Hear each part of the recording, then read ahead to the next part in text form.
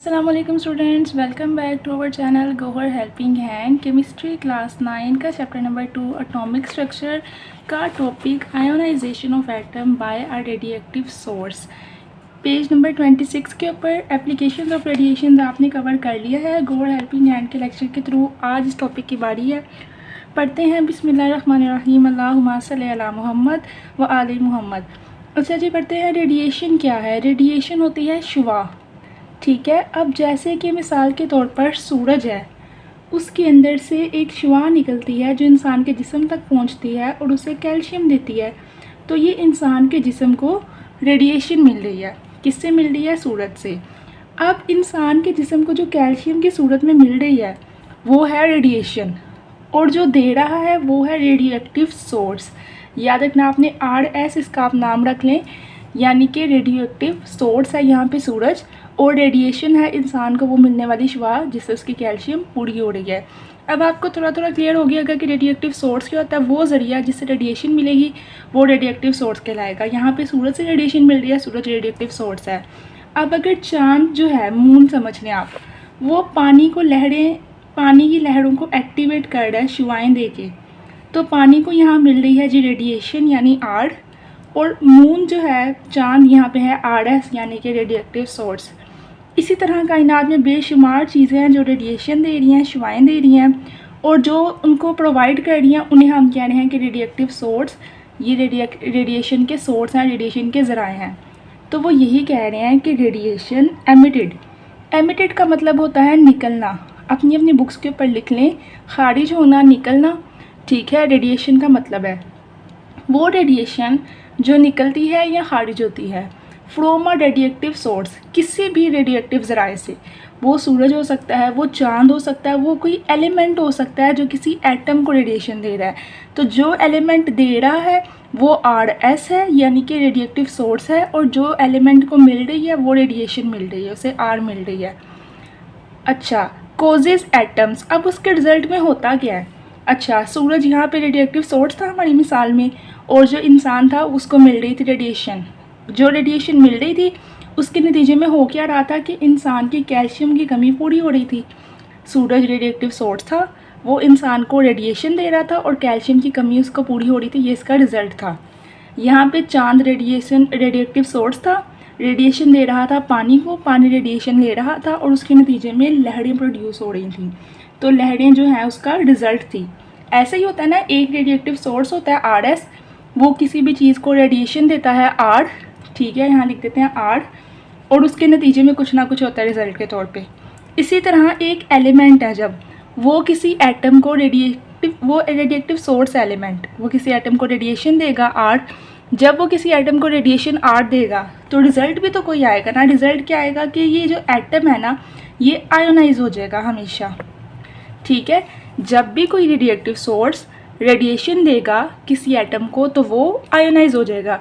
जब चांद radioactive source radiation देगा लहरों को तो वो लहरें बन जाएंगी पानी से। जब सूरज रेडिएक्टिव सोर्स इंसान को रेडिएशन देगा तो उसकी कैल्शियम पूरी हो जाएगी। ये रिज़ल्ट है।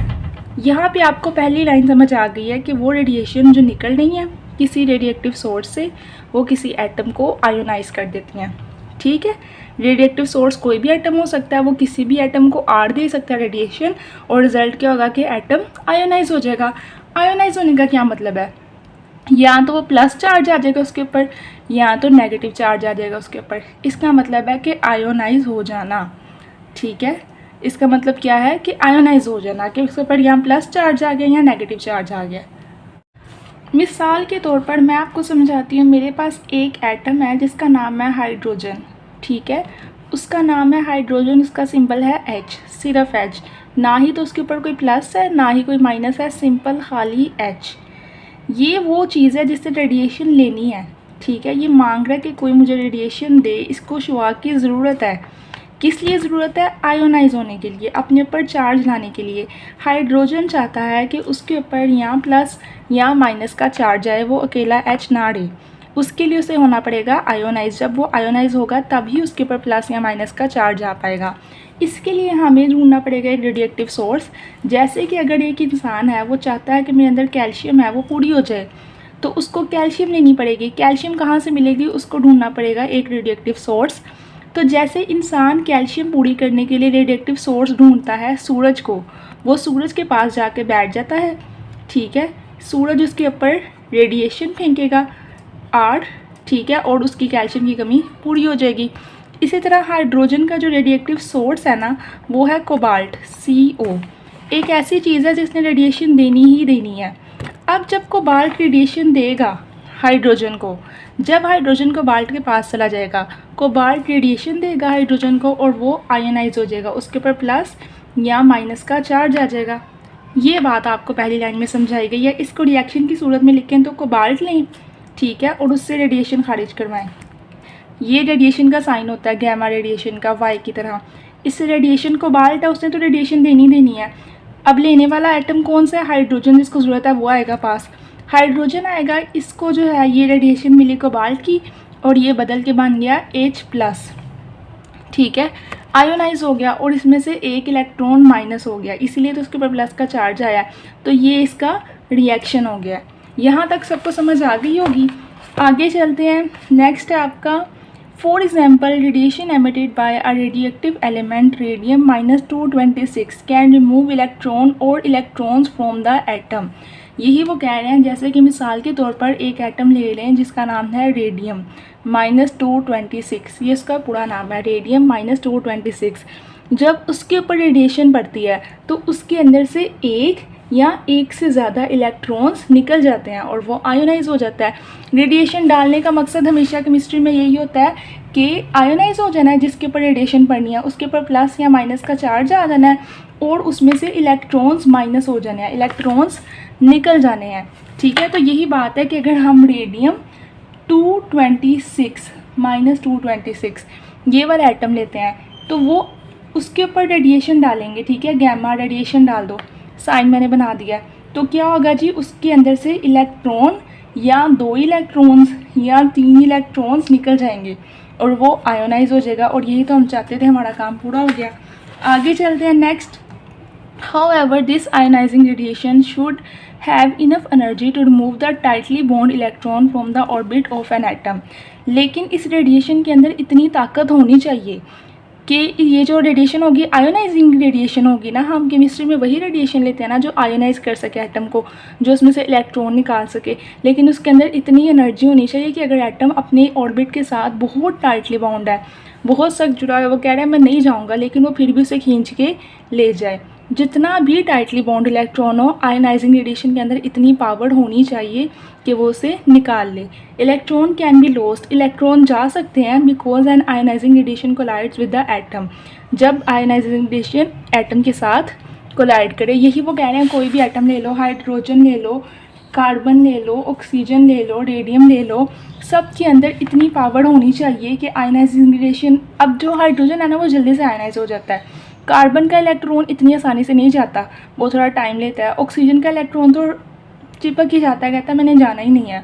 तो जितना मर्जी ढीठ एटम हो, रेडिएशन के अंदर इतनी ताकत होनी चाहिए कि वो इलेक्ट्रॉन को निकाल सके। ये वो बात यहाँ पे कह रहे हैं।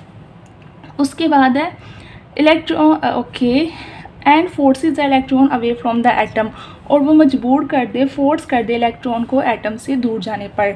इतनी रेडिएशन तो होना, अगर रेडिएशन के अंदर इतनी पावर ही नहीं है, रेडिएशन खुद ही कमज़ोर है, तो इलेक्ट्रॉन जो है वो मना कर देगा, मैं नहीं निकल रहा, तो फिर क्या फ़ायदा है आयनाइज करवाने का एटम को। If an atom of sodium is hit by an ionizing radiation, अगर एक एटम जो है वो सोडियम का, उसके ऊपर आयनाइजिंग रेडिएशन डालें तो क्या होता है, it may loss an electron, जाहिर बात है उसका इलेक्ट्रॉन चला जाएगा। हर एटम के साथ जब भी रेडिएशन डालो यही होता है ना, उसका इलेक्ट्रॉन चला जाता है। इस प्रोसेस से क्या होता है, एटम पॉजिटिवली चार्ज आयन में कन्वर्ट हो जाता है, जिसका नाम होता है केटाइन। मैंने आपको बताया जब भी कोई एटम के ऊपर रेडिएशन पड़ती है उसके ऊपर एक चार्ज आ जाता है, या तो प्लस का या तो माइनस का।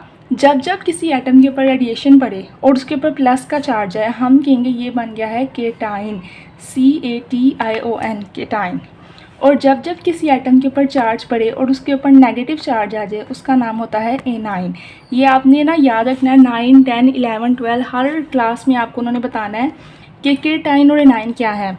PhD तक जो है ना पीछा नहीं छोड़ना, तो ये आपने बात दिमाग में बिठा लें। जिसके ऊपर प्लस का चार्ज आ जाए वो बन जाता है केटाइन, और जिसके ऊपर नेगेटिव का चार्ज आ जाए वो बन जाता है A9।